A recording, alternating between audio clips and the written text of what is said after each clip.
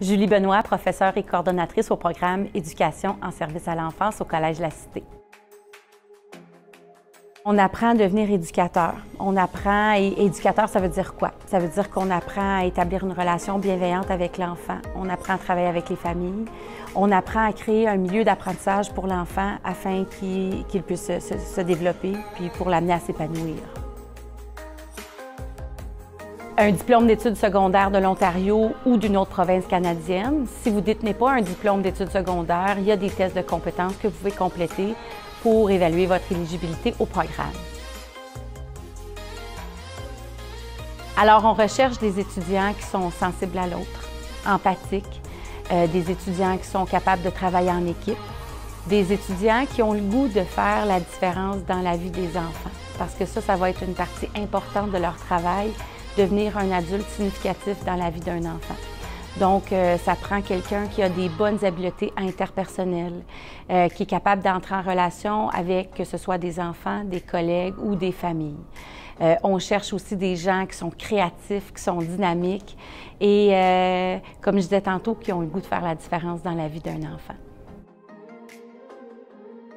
C'est un programme de 2 ans qui s'échelonne sur 4 sessions. Donc, la première session, c'est la session qui comporte le plus de cours, qui est plus exigeante en termes de contenu, parce qu'on compte environ une vingtaine d'heures de cours lors de la première session.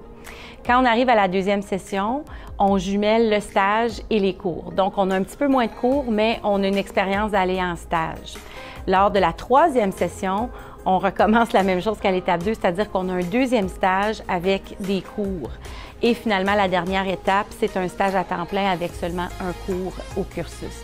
Donc, ça varie vraiment d'une session à l'autre, mais il y a des opportunités de stage au sein du programme, ce qui rend l'expérience vraiment plus intéressante. Nous, en ESE, comme vous voyez présentement, on est dans le local de la petite enfance, on l'appelle l'espace petite enfance. Nous, on fait beaucoup d'activités expérientielles. On veut que nos étudiants vivent la réalité. C'est beau les livres, c'est beau les théories, mais comment est-ce qu'on applique ça dans le quotidien avec les enfants, avec les familles, avec nos collègues? Donc, il y a beaucoup d'activités expérientielles. Par exemple, dans certains cours, ils vont faire une entrevue avec des vrais parents. Ils vont faire une vraie simulation. Comment je fais un changement de couche? Ça ne sera pas juste en théorie, ils vont le faire pour vrai. Comment est-ce que j'assure la sécurité d'un environnement? Donc, nos activités et nos projets sont vraiment en lien avec faire vivre des expériences réelles aux étudiants. En Ontario, on est chanceux parce qu'il y a une super belle reconnaissance au niveau du diplôme, c'est-à-dire qu'il y a plusieurs employeurs qui reconnaissent la valeur du diplôme Éducation en service à l'enfance. Donc, en Ontario, le diplôme va permettre aux gens de travailler dans des centres éducatifs, dans des centres pour l'enfant et la famille, on y va, dans les programmes parascolaires, dans les programmes maternels jardins, les PMGE, dans les conseils scolaires. Il y a plusieurs de nos diplômés aussi qui ont œuvré comme conseillers pédagogiques dans différents centres éducatifs ou pour différents organismes. On a même des diplômés qui travaillent maintenant à l'Ordre des éducateurs de l'Ontario et à l'Association francophone à l'éducation des services à l'enfance en Ontario comme facilitateurs pédagogiques. Donc, il y a plusieurs opportunités, puis présentement, et ça fait plusieurs années, on vit une pénurie croissante d'éducateurs formés, donc il y a de l'emploi assuré. Les perspectives d'emploi sont excellentes.